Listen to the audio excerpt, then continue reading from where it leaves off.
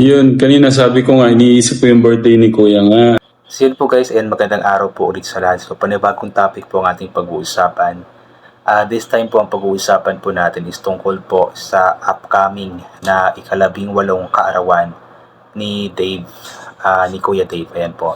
So naging live po kasi ng Techram team nila Techram, TechJun, tsaka si Techporen ay nagpaabot nga po sila nagpakiusap nga po sila sa mga viewers. So panoorin po muna natin itong kanilang statement about this one. Sana pagka, yun nga, sabi mo nga din sa live, sana po, pakiusap lang po sa live, kung ila-live po nila, para na lang ho kay Kuya. Bata pa po yan, hindi naman po lahat kasalanan niya eh. Meron part niya, pero mas pa rin yung mga matandang kasama po niya na lumason sa kaisipan ng bata. Katekram, if ever man po na matuloy yung birthday, ako po, Katekram, nakikiusap po sa inyo.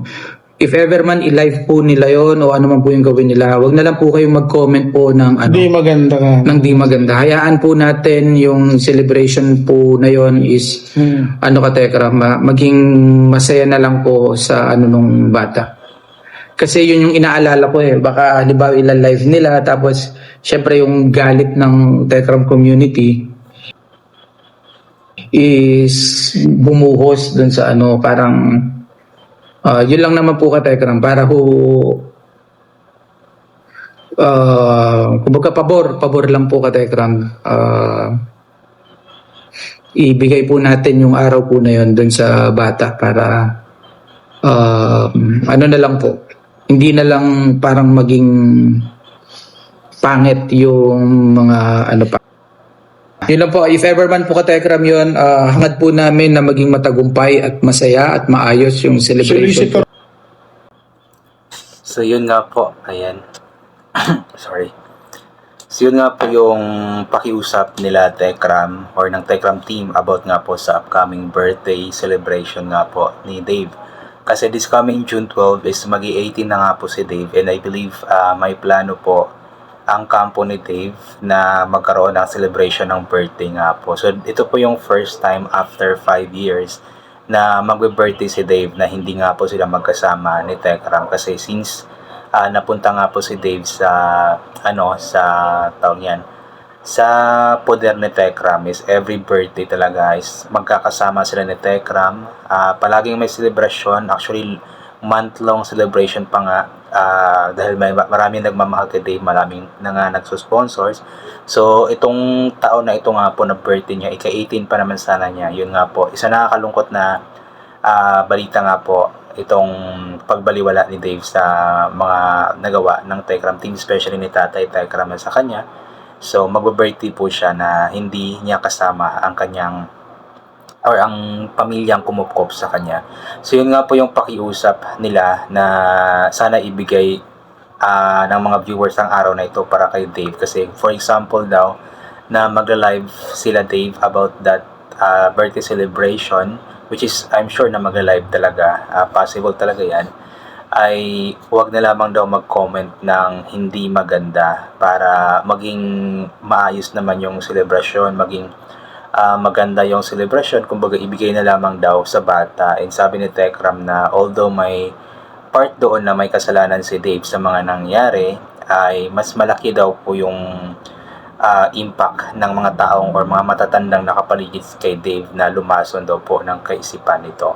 So kumbaga, even though ganun po yung nangyari, tumalikod si Dave sa kanyang tatay Techram, sa Manalastas family, is andun pa din talaga yung pagmamahal nila kay Dave at ayaw nila na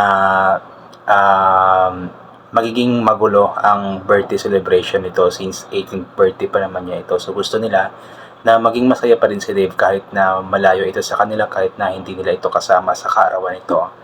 Gusto nila na magiging masaya pa rin si Dave. So yun po yung pakiusap nila, kasi sa ngayon talaga is napaka yung mga Techram community, Techram supporters talaga, yung mga solid talaga, is talagang napakainit pa ng kanilang mga dugo sa mga nangyayari, especially kay Dave. So possible talaga na may mga ganoong or may mga comments na hindi magaganda kung sakali man na magkakaroon ng live sa celebration ng birthday ni Dave. So, yun po yung pakiusap nila na sana iwasan na lamang po yung pag-comment ng hindi maganda at ibigay na lang sa bata ang araw na ito. Kaya sana makinig po tayong lahat, tayong mga viewers, mga nagmamahal sa Tekram family, sa Manalastas family.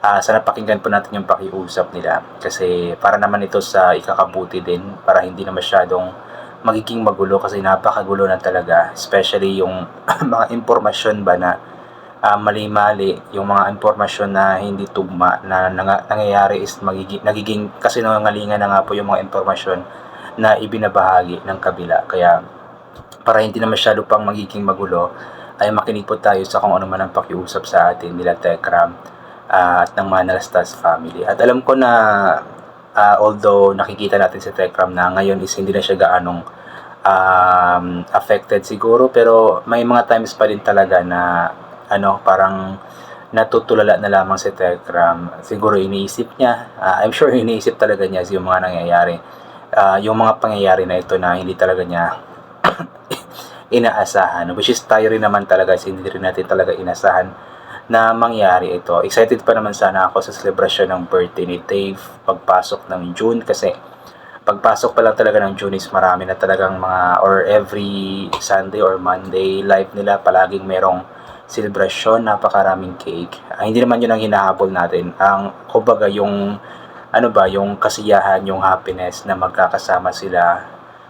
Kasama ni Dave yung Manalastas family, especially ang kanyang tatay Tekram. Pero yun nga, wala na yun at hindi na siguro mauulit pa iyon. So yun, abangan na lamang po natin at ipag-pray po natin ang magiging tagumpay at sana magiging masaya pa rin si Dave sa darating na celebration ng kanyang 18th birthday. Ayan po. So yun guys, I think hanggang dito na lamang po itong gagawin ko na reaction video. So thank you so much po sa lahat ng mga palaging pumabalik sa aking YouTube channel. So inuulit ko nga po palagi nung galing po nating magdasal, magpasalamat sa lahat ng mga bagay na ating natatanggap kahit na di man po natin ito hinihingi. Kasi nga po lahat ng mga bagay na meron tayo ay kaloob sa atin ng ating Panginoon at wala ang mga bagay na ito kung hindi dahil sa Kanya. And always bring payong, kapote, sombrero, or anything na pwede maging proteksyon sa katawan kapag lalabas po tayo, nang sa ganun kapag mainit na hindi po tayo mainitan, o kapag biglang umulan na hindi po tayo mababasa ng ulan. And always take vitamin C para mabuhos ang ating immune system at hindi po tayo matatama na agad ng kung ano-ano mang mga sakit-sakit, especially sa panahon ngayon na paiba-iba nga po, napakainit tapos bigla-bigla na lamang pong umuulan. So once again, inuulit ko, hanggang dito na lamang po. God bless and bye for now po.